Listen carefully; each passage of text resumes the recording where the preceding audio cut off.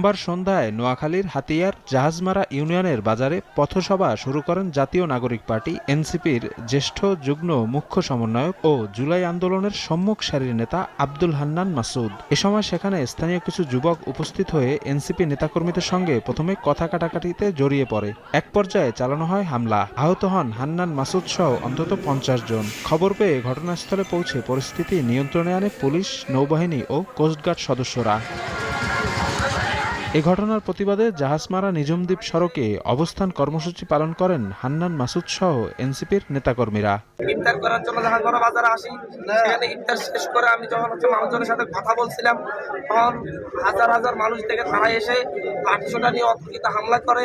সে হামলার পরে আমাদের অগণিত মানুষ আহত হয়, আমি নিজে আহত হই। এই ঘটনার সঙ্গে হাতিয়ার স্থানীয় বিএনপি নেতাকর্মীরা জড়িত দাবি করে রাতেই রাজধানীর বাংলা মোটর এলাকায় বিক্ষোভ মিছিল বের